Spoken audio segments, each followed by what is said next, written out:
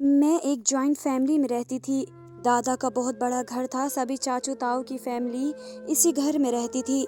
सबके अलग अलग पोर्शन थे। दादा का देहांत हो चुका था, लेकिन घर पर बड़े ताऊ का हुक्म चलता था। अब भी हमारे घर पर एक ही टेबल पर पूरा खानदान खाना खाता था। मेरे बाबा 4 भाई थे। मैं अपने माँ बाबा की पहली औलाद थी। मुझसे छोटी एक बहन थी और सबसे छोटा एक भाई था। मेरे बाबा भाइयों में सबसे छोटे थे। मेरी सब कजिन्स की शादी हो चुकी थी और काफ़ी कजिन्स की तो आपस में ही शादियां हुई थी, लेकिन मेरे जोड़ का कोई भी रिश्ता हमारी फैमिली में नहीं था। इसलिए मेरा रिश्ता आउट ऑफ फैमिली में तय हुआ था। सब कुछ ठीक चल रहा था। आज तक कभी हमने शादी के लिए मैरिज हॉल बुक नहीं करवाए थे। दादा के घर का बहुत बड़ा सहन था, वहीं पर सबकी शादियां अरेंज की जाती थी।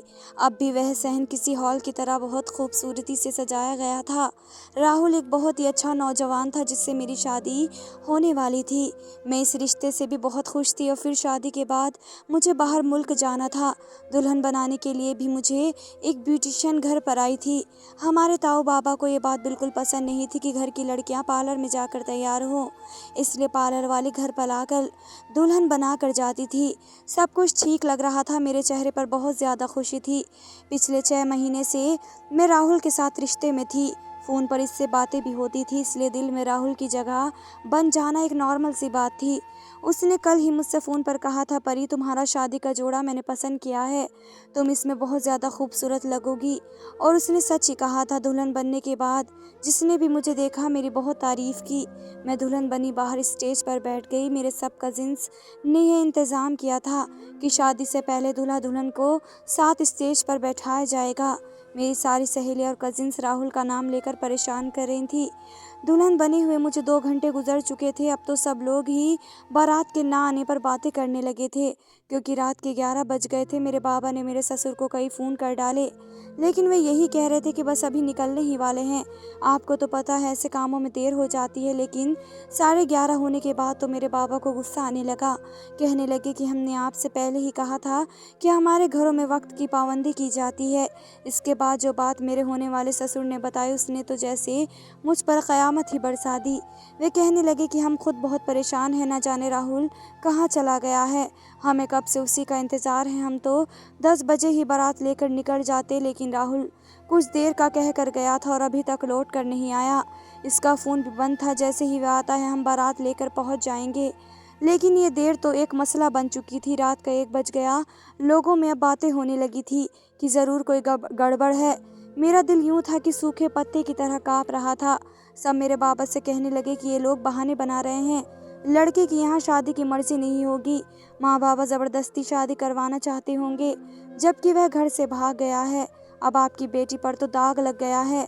जिस लड़की की बारात ही ना आए, उससे भला कौन शादी करता है। अब आपकी बेटी से शादी करने के लिए कोई नहीं आएगा। ऐसी लड़कियों को घर की दहलीज पर कोई उन्हें बयाने नहीं आता, जिसकी बारात या तो वापस चली जाए या फिर लौट जाए। उन्हें तो हमारे समाज में मनहूस कहा जाता है। मेरे बाबा हालांकि अपने भाइयों में सबसे छोटे थे, लेकिन उस वक्त उनकी रंगत बिल्कुल सफ़ेद पड़ गई। अपनी उम्र से काफ़ी बड़े लग रहे थे। मेरी आंखों से आंसू जारी होने लगे। वहाँ मौजूद मेहमान भी अब वापस जा रहे थे कि जब मेरे ताऊ बाबा ने एक ऐसा फैसला सुनाया कि जिसने मेरे पैरों के नीचे से ज़मीन निकाल दी। कहने लगे कि ये लड़का हमारी इज्जत के साथ खेल कर गया है। इसने क्या समझा कि हमारी बच्ची का तमाशा बन जाएगा और हम खामोशी से देखते रहेंगे। परी की शादी आज ही होगी, आज ही इसके हाथ पीले होंगे। ये सुनकर हम सभी हैरान थे। सबसे ज़्यादा हैरत मुझे हो रही थी, क्योंकि मेरे ताऊ के तो सारे बच्चे शादीशुदा थे। ताऊ बाबा कहने लगे कि परी की शादी अमन से ही की जाएगी। ये सुनकर तो मेरे होश उड़ गए। जितनी हैरान मैं थी, उतना ही अमन भी था। वे मेरे बाबा से बड़े भाई का सबसे छोटा बेटा था। मुझे 5 साल छोटा था। मुझे बहन की तरह समझता था। मुझे दीदी कहता था। वो अभी सिर्फ 16 साल का था। उसने जब ये सुना तो सबके सामने कहने लगा, ताऊ बाबा क्या हो गया है आपको, आप कैसी बातें कर रहे हैं। परी दीदी मुझसे 5 साल बड़ी हैं। मैं उन्हें अपनी बड़ी बहन की तरह समझता हूँ। मैं शादी नहीं करूँगा और ना ही मेरी शादी की कोई उम्र है। इसकी बात बिल्कुल ठीक थी, लेकिन जब से दादा का देहांत हुआ था, हमारे घर में फैसले ताऊ बाबा के ही चलते थे। उन्होंने बुरी तरह से अमन को डांट दिया। कहने लगे, खबरदार, हमारी इज्जत का मामला है, इसलिए चुपचाप यहाँ यहाँ बैठो और शादी करो। लेकिन अमन ने साफ इनकार कर दिया। मैं खुद ये सब नहीं चाहती थी, मेरी इस पर कोई जोर नहीं था। अमन का इनकार करना ही था कि एक जोरदार थप्पड़ मेरे बड़े चाचा ने अमन के मुंह पर मारा, जो कि अमन के पापा के थे। कहने लगे, तुम्हें समझ नहीं आ रहा तुम्हारे बड़े बाबा ने क्या कहा है? हमारे घर की इज्जत का मामला है, अगर तुमने और कोई बकवास की तो मैं तुम्हारा हश्र बुरा करके रख दूंगा। तमाम औरतें डरी सहमी खड़ी थी। आदमियों के फैसले के आगे किसी औरत को बोलने का कोई हक न था। मगर थप्पड़ खाने के बाद भी उसने यही कहा कि मुझे ये ज़ोर ज़बरदस्ती का रिश्ता मंजूर ही नहीं है। चाहती तो मैं भी यही थी, ये शादी ना हो, लेकिन मेरा तो तमाशा बन चुका था। राहुल ने तो मुझे जलील करके रख दिया था। फ़ोन पर तो मुझसे बहुत मीठी मीठी बातें करता था। लगता नहीं था कि ये रिश्ता इसकी मर्ज़ी से नहीं हुआ था, ज़बरदस्ती इस पर थोपा गया था, जो आखिर टाइम पर वह भाग गया। मेरे चाचा ने अमन को बहुत मारा, यहाँ तक कि इसके नाक से और होठ के करीब से खून बहने लगा। चेहरे पर नील पड़ चुके थे। मुझे उस पर तरस आने लगा था, लेकिन मैं बेजुबान से इनकार करने की हिम्मत नहीं रखती थी। रोते हुए उसने शादी की थी, मैं बिल्कुल बेजान की तरह बैठी थी। वे तो इतना बोल भी चुका था, लेकिन हमारे यहाँ लड़कियों को बोलने की इजाज़त तक न थी। इसलिए मैंने कोई भी ऐसा लफ्ज़ नहीं कहा जो कि मेरी और मेरे ख़ानदान की इज्जत को सबके सामने तमाशा बना देता। मैंने सोचा कि अमन से बात मैं कर लूँगी कि मेरे हिस्से की बदकिस्मती पर उसे रोने की ज़रूरत नहीं है। वह जब चाहे दूसरी शादी कर सकता है, मेरा क्या है। बिना शादी के भी मुझे अपने घर के दहलीज पर ही बैठना था। अब अमन की बीवी बनकर एक नाम के रिश्ते के लिए उसके घर पर बैठ जाऊंगी। शादी के वक्त अमन बिल्कुल नहीं मान रहा था और ये ज़बरदस्ती की शादी थी। तो मेरे चाचा कहने लगे, इस बेवकूफ़ को क्या पता किसके लिए क्या ठीक है और क्या नहीं। वैसे भी अभी ये 18 साल का नहीं हुआ, इसलिए इसका फैसला करने का हक मैं रखता हूँ। मेरी शादी अमन से हो चुकी थी, रोते धोते मेरी विदाई हुई। बदनामी तो हो चुकी थी, बस एक इज्जत की चादर से ढककर मुझे मेरी माँ ने अमन के साथ विदा किया। जैसे ही मैं अमन के कमरे में जाकर बैठी, बड़ी चाची कहने लगी कि बड़े भाई साहब भी बड़ी ही जज्बाती हैं। हमें भी तुम्हारी बारात के ना आने का बड़ा दुख है और अफसोस भी है, लेकिन तुम खुद सोचो, मेरे बच्चे का तो इसमें कोई कसूर नहीं था। वह तो अभी 11वीं क्लास में पढ़ रहा था और भाई साहब ने किस तरह से उसके साथ ज़बरदस्ती करके शादी करवाई, मेरे बच्चे का सारा चेहरा ज़ख्मी करके रख दिया। चाची की शिकायत भी सही थी, मैं क्या कह सकती थी। ये शादी कौन सी मेरी पसंद से हुई थी, एक ज़बरदस्ती का बंधन था। इसके बाद जो बात चाची ने मुझसे कही, मेरी तो आंखें शर्म से झुक गई। इस बात को सुनकर मेरा जी चाहा का ज़मीन फटे और मैं उसमें समा जाऊं। चुल्लू भर पानी में डूब मरना किससे कहते हैं, शायद इस वक्त मुझसे बेहतर कोई नहीं जानता होगा। कहने लगी कि मेरा बेटा हर बात से अनजान है, मुझे तो लगता है वो अभी तक ठीक से जवान भी नहीं हुआ। तुम्हें कुछ साल शायद इंतज़ार करना पड़े। यह कहकर वे कमरे से बाहर चली गई थी। मेरी आंखों से आंसू बह रहे थे, बस ये सुनना रह गया था मेरे नसीब में। कुछ ही देर में अमन बड़े गुस्से से कमरे में दाखिल हुआ था। पूरे कपड़े मिट्टी से तर थे, क्योंकि बड़े चाचा ने तो बहुत मारा था। कुछ दिन पहले मुझसे कह रहा था, दीदी आप बताएं आपकी शादी पर कौन से कपड़े पहनूं। उसने मेरी शादी पर ढेर सारे कपड़े सिलवाए थे। मेरा हाथ पकड़कर मुझे अपने कमरे में ले गया था। उम्र उसकी 16 साल थी, लेकिन हेल्थ में काफ़ी लंबा चौड़ा था। मैंने कहा, कहाँ ले जा रहे हो अमन, छोड़ो मेरा हाथ, तुम्हें पता है ना मेरी हल्दी है। अगर माँ और चाचा को पता चला तो वे मुझसे बहुत नाराज़ हो जाएंगे। कहते हैं कि हल्दी वाली लड़की को कमरे से भी बाहर नहीं निकलना चाहिए। और खुश होकर वे कहने लगा, सब लोग शॉपिंग पर गए हैं और दीदी बताओ ना मुझे तुम्हारे किस किस फंक्शन में कौन कौन से कपड़े पहनने हैं। तुम्हें तो पता है ना, जो तुम बताती हो मैं वही पहनता हूँ। अमन की मेरे छोटे भाई से बहुत दोस्ती थी, दोनों ही साथ के थे, इसलिए जब भी मैं अपने छोटे भाई की शॉपिंग के लिए जाती थी तो अमन भी मेरे साथ ही जाता था। उसे मेरी पसंद किए हुए कपड़े बहुत अच्छे लगते थे। हमेशा कहीं भी जाना होता तो मुझसे ही पूछता। और अब भी वह मुझे अपने कमरे में ले गया था। अपनी अलमारी खोलकर सारे कपड़े उसने बेड पर फैला दिए। मुझसे पूछने लगा, बताओ ना दीदी तुम्हारी बारात पर क्या पहनूं, ऑफ वाइट कलर का कोट पैंट अच्छा लगेगा या फिर ब्लैक कलर का। मैंने कहा कि दुल्हन के भाई होते हुए तुम्हें ऑफ वाइट ही पहनना चाहिए, और फिर मेरा छोटा भाई भी तो यही पहन रहा है। मेरी बात सुनकर वह मुस्कुराने लगा, कहने लगा ठीक है। फिर उस सूट को अपने ऊपर लगाकर शीशे में देखते हुए कहने लगा, देख लेना दूल्हे से ज़्यादा स्मार्ट लगूंगा मैं। और मुझसे छेड़खानी करने लगा। मैंने कहा, मुंह धो लो अपना, दूल्हे से ज़्यादा अच्छे लगोगे तुम। मैंने मुंह टेढ़ा करते हुए उसकी नकल उतारी और वापस अपने कमरे में जाकर बैठ गई। लेकिन मुझे क्या क्या पता था कि मेरी किस्मत में ये सब होने वाला है। अमन कमरे में आते ही मुझसे चिल्लाकर बात करने लगा, कहने लगा, मुझे उम्मीद नहीं थी दीदी, तुमने भी चुपचाप शादी कर ली, मना क्यों नहीं किया? ये बात उसने चिल्लाते हुए कही। मैंने कहा, क्या तुम्हारी किसी ने सुनी अमन? हमारे बड़े बुजुर्ग कब हमारी बात को अहमियत देते हैं? तुम्हारे इनकार करने पर तुम्हें क्या मिला? जाओ शक्ल देखो अपनी आईने में, जो हाल तुम्हारा हुआ है ना, वही मेरा भी होता। इसके बावजूद फिर भी ताऊ बाबा हमारी शादी करवा देते जैसे अब करवाई है। मेरी बात सुनकर कहने लगा, रब करे बड़े बाबा मर जाएं। ऐसा भी होता है, कहीं बारात तुम्हारी नहीं आई, दूल्हा तुम्हारा नहीं पहुंचा और शादी मेरी कर दी। क्या ज़बरदस्ती रिश्ते किए जाते हैं? मेरी कोई उम्र है शादी की? मैंने हमेशा तुम्हें बड़ी बहन समझा है दीदी, कहता हूँ मैं तुम्हें। ताऊ बाबा को ये भी शर्म नहीं आई कि वह कर क्या रहे हैं? पकड़ के मुझे अपनी ही बहन का पति बना दिया। लानत है हमारे घर के बड़ों पर। बात तो उसकी ठीक थी, मैंने कभी अपने छोटे भाई और अमन में फ़र्क नहीं समझा था। वह तो मुझसे ट्यूशन पढ़ने आया करता था, जब वह टेस्ट का याद नहीं करता था मैं तो उसके कान पर खींच देती थी। और अब बड़े बाबा के फैसले ने तो हमें एक दूसरे से नजरें मिलाने के लायक भी नहीं छोड़ा। दूसरी तरफ मेरे दिमाग में तो इसकी उलझन नहीं सुलझी थी कि आखिर राहुल ने मेरे साथ ऐसा किया तो क्यों किया, कि उसने मेरी ज़िंदगी बर्बाद करके रख दी। मैं यही सोच रही थी कि तब अमन की आवाज़ सुनकर मैं चौंकी। अमन ने कहा कि तकिया पकड़ो और जाकर सोफे पर सो जाओ, क्योंकि मुझे तो अपने बेड पर सोने की आदत है। मैंने तकिया पकड़ा और सोफे पर जाकर लेट गई। क्या कुछ ख्वाब नहीं सजाए थे मैंने अपनी शादी के? बिना कोई वजह बताए बड़ी कड़ी सज़ा दी थी मुझे राहुल ने। अगली रोज़ रात को बड़े बाबा ने अमन को अपने कमरे में बुलाया। 2 घंटे वे कमरे में रहा, उसके बाद वे वापस आया। बड़े गुस्से में था। मैंने कहा, क्या हुआ बाबा ने तुमसे जो तुम इतने गुस्से में हो? कहने लगा, साला बुढ़ा सटिया गया है इस उम्र में, लेकिन मैं वह कभी नहीं कर सकता जो बड़े बाबा चाहते हैं। अमन इस कदर गुस्से में था कि बड़े बाबा के बारे में बात करते हुए वह सारी इज्जत भूल गया था। मैंने कहा, अमन इधर बैठो। मैंने उसका हाथ पकड़ा और सोफे पर बैठा दिया। पानी का गिलास उसे दिया। पानी पीने के बाद वह कुछ नॉर्मल हुआ। मैंने कहा, बताओ क्या कहा तुमसे बड़े बाबा ने? कहने लगा, उन्होंने कहा कि अगले हफ्ते तुम्हारे रिसेप्शन है, इसलिए अपना रिसेप्शन करने के बारे में सोचो। इसकी बात सुनकर तो मुझे भी ताऊ बाबा की सोच पर अफसोस हुआ था। अमन की हालत ऐसी थी कि अभी रो देगा। मैंने कहा, तुम बेफिक्र रहो, हम ऐसा कोई भी रिश्ता नहीं बनाएंगे। वे कहने लगा, मैं निभा भी नहीं सकता। मैं सोच रहा हूँ यहाँ से भाग जाऊँ। दीदी आप सबको समझाइए, उन सब की बातें मुझे पागल कर देंगी। वह 16 साल लड़का रिश्ते की नज़ाकत को नहीं समझ पा रहा था और हमारे घर के बुजुर्ग इससे जो चाहे करवा रहे थे। वे सरासर गलत था। मैंने कहा, तुम ताऊ बाबा की कुछ कहना मत मानो, सबके सामने यही जाहिर करना कि हम दोनों में सब ठीक है। बस कमरे में हम एक अच्छे दोस्त की तरह रहेंगे जैसे पहले रहते थे। मेरी बात सुनकर वे मेरी बात मान गया। लेकिन कुछ दिन बाद जब वह कॉलेज जाने के लिए तैयार हुआ तो ताऊ बाबा का एक नया हुक्म जारी हुआ।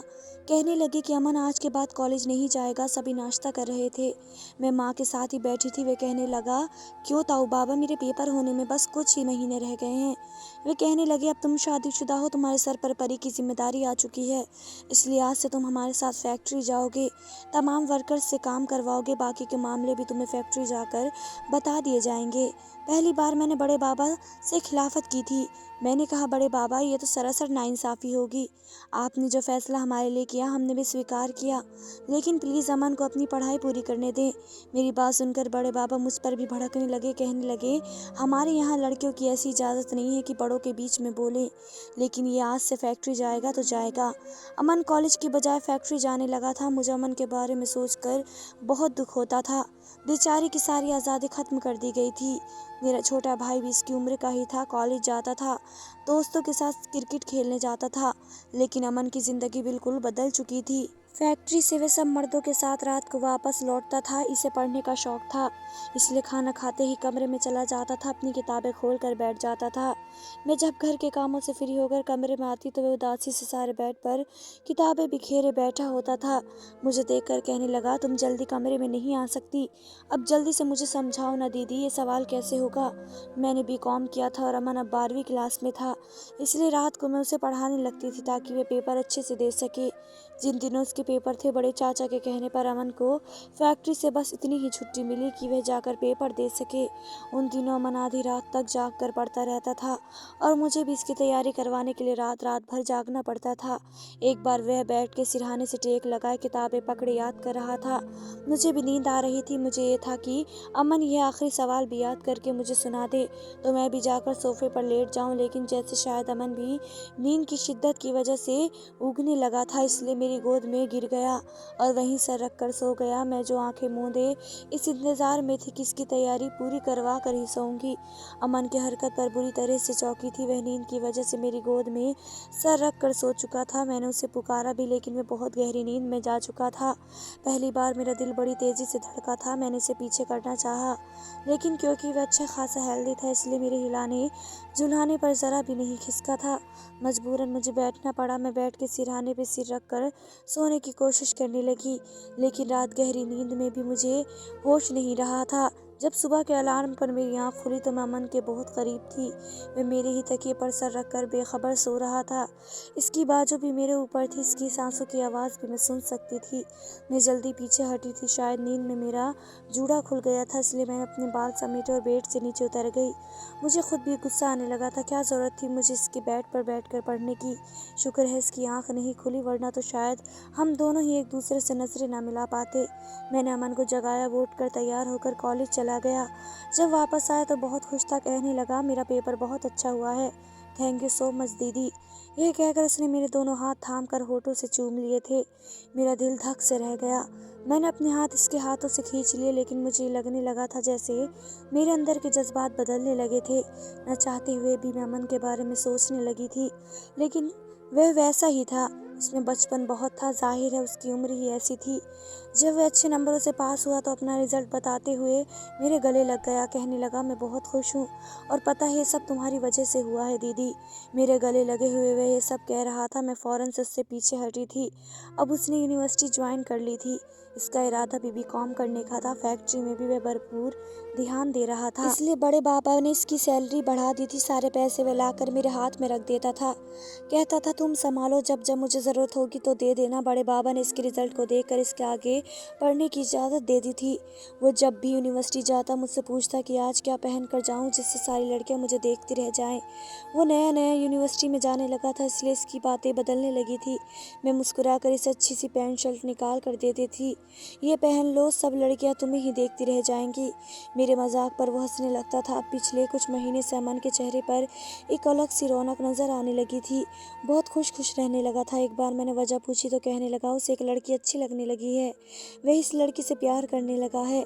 यह सुनकर मेरा दिल ज़रूर उदास सा हो गया था, लेकिन ये भी सच था कि मैं जानती थी कि मेरे लिए ऐसी कोई फीलिंग्स नहीं रखता जो मेरे और उसके रिश्ते को आगे बढ़ाए। इसने मुझे अपने मोबाइल से उस लड़की का फ़ोटो भी दिखाया। मुझसे पूछने लगा कि तुम बताओ कैसी है।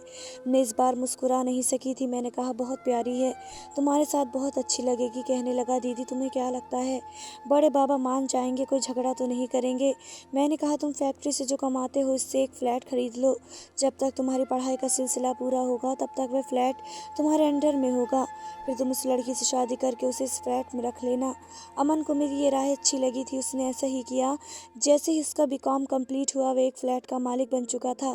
फिर मुझसे कहने लगा, मैं महक से शादी करना चाहता हूँ, क्या तुम मेरा रिश्ता मांगने महक के घर जाओगी। मैंने कहा, किस रिश्ते और हैसियत से। अमन मेरी बात सुनकर चुप सा हो गया। कहने लगा, यही तो मसला है, मैं महक को तुम्हारे और अपने रिश्ते के बारे में नहीं बता सकता, फिर वह मुझसे शादी नहीं करेगी। वह कहने लगा, अगर तुम एक बार सच छुपा कर मेरा रिश्ता महक से तय कर दो तो यकीन मानो, एक बार महक से शादी होने के बाद मैं माँ बाबा को मना लूंगा। मैं महक के घर अमन की कजिन की हैसियत से गई। रिश्ता भी पक्का कराई। जब उन्हें मालूम हुआ कि अमन महक को शादी के बाद अलग रखेगा, उन्हें एतराज़ ना था। उन्हीं दिनों मेरे बीपी हाई रहने लगा था। मेरे सर में बहुत दर्द था। औरत के लिए सौतन लफ्ज़ शायद हमेशा ही तकलीफ़ भरा होता है। मैं भी ऐसी ही किसी तकलीफ़ से गुजर रही थी। मेरी तबीयत ज़्यादा ख़राब हुई तो अमन मुझे डॉक्टर के ले गया। डॉक्टर ने मुझे ब्लड प्रेशर की मेडिसिन दे दी। मैं अमन के साथ अस्पताल से बाहर जाने लगी कि अचानक से एक व्हील चेयर मेरे सामने आकर रुकी। जैसे ही मेरी उस मरीज़ पर नज़र पड़ी मेरे होश उड़ गए। वह व्हील चेयर पर बैठे शख्स शख्स राहुल था, जो मुझे भी हैरत से देख रहा था। मुझे देखते ही व्हीलचेयर से खड़ा हो गया। कहने लगा, परी तुम? मैंने कहा, मर गई परी, मार दिया तुमने उसे। मैंने तुम्हारा क्या बिगाड़ा था राहुल, जो तुमने मुझे इतनी बड़ी सजा दी? अगर मुझसे शादी का इरादा ही नहीं था तो मुझसे मंगनी क्यों की? मैं रोने लगी थी। वह कहने लगा कि मेरी गाड़ी का एक्सीडेंट हो गया था और मैं पिछले 4 सालों से कोमा में था। बस कुछ ही महीने पहले होश में आया हूँ। जब होश आया तो पता चला कि तुम्हारी शादी हो गई है। मैंने कहा, शादी नहीं, बर्बादी। मेरे घर वालों ने अपनी इज्जत बचाने की खातिर मेरी शादी मुझसे 5 साल छोटे मेरे कजिन से कर दी। मेरे साथ साथ उसकी ज़िंदगी भी बर्बाद कर दी। अमन को देखकर वह कहने लगा कि परी, मैं आज भी तुम्हें अपनाने को तैयार हूँ। तोड़ दो इस रिश्ते को, मैं तुम्हें बहुत खुश रखूंगा। मैंने कोई जवाब नहीं दिया। अमन का हाथ पकड़कर तेजी से हॉस्पिटल से बाहर निकल गई। पूरे रास्ते में रोती रही थी। अमन एकटुक मुझे देखे जा रहा था। कहने लगा, रो क्यों रही हो? मैंने कहा, मैं अपनी किस्मत पर रोऊं नहीं तो और क्या करूं? कहने लगा, शादी करना चाहती हो राहुल से? क्या इससे अभी भी मोहब्बत करती हो? मैंने नहीं में सर हिला दिया। मैंने कहा, इससे ज़्यादा मुझे अपने घर वालों की इज्जत से प्यार है। मैं उन्हें धोखा नहीं दे सकती। जो हो चुका है उसको निभाऊंगी। कहने लगा, मैंने दिया ही क्या है तुम्हें? मैंने कहा, तुमसे कुछ नहीं चाहिए अमन, तुम जैसा चाहो अपनी ज़िंदगी जियो, बस मुझसे अपना नाम मत छीनना। मैंने रोते हुए कहा। कहने लगा, मैं तुम्हें अपने साथ अपने फ्लैट में ले जाऊंगा, फिर अगर तुम चाहो तो मुझसे आज़ादी हासिल करके राहुल से शादी कर सकती हो। मैंने कहा, नहीं, मुझे नहीं करनी उससे शादी। मेरे दिल में राहुल कहीं नहीं है। बस मुझसे अपना नाम मत छीनना। मैं जी लूँगी तुम्हारे नाम पर सारी ज़िंदगी। मेरी बात सुनकर कहने लगा, ज़िंदगी बहुत लंबी होती है, कैसे जियोगी सिर्फ मेरे नाम पर? मैंने उसे देखते हुए कहा, तुम्हें शायद औरत की वफा का अंदाज़ा नहीं है अमन, वह जी लेती है। घर आ चुका था। मैं गाड़ी से उतरकर अपने कमरे में चली गई। मैं डिप्रेशन की मरीज हो चुकी थी, क्योंकि ख्वाहिश पूरी नहीं हो पा रही थी। अमन बहुत जल्दी महक से शादी कर लेता, फिर तो शायद मुझे अपनी शक्ल भी ना दिखाता। रात को जब अमन कमरे में आया तो मैंने अपना तकिया उठाया और सोफे पर जाकर सो सकूं। अमन कहने लगा, परी, मेरे सर में दर्द है, प्लीज़ मेरे सर दबा दो। मुझे उसके मुंह से सिर्फ परी सुनकर हैरत हुई थी। बहरहाल मैं इसका सर दबाने लगी। कहने लगा, मेरी हर बात क्यों फ़ौरन से मान लेती हो? इसलिए कि मेरी बीवी हो? पहले तो मुझे डांट भी देती थी, कान भी खींच लेती थी, लेकिन अब तो मेरी बात से ज़रा भी इनकार नहीं करती। क्यों? मैंने कहा, रिश्ते जो बदल गए हैं। शादी एक ऐसी चीज़ है, इंसान को बदल देती है, चाहे वे उम्र में इंसान से छोटा ही क्यों ना हो। वह मुझे देखकर कहने लगा, मैंने महक से शादी से इनकार कर दिया है। मेरा हाथ उसके सर पर रखा था। मैंने कहा, क्यों? अमन कहने लगा, उससे कोई भी शादी कर लेगा, मैं जानता हूँ। वो मुझसे इतनी मोहब्बत नहीं करती कि मेरे बगैर मर जाए, ना ही शायद मुझे उससे ऐसी मोहब्बत है। मैंने कहा, फिर भी तुम्हें हक है अपनी मर्जी की ज़िंदगी जीने का। कहने लगा, और तुम सिर्फ कुर्बानी के लिए रह गई हो परी।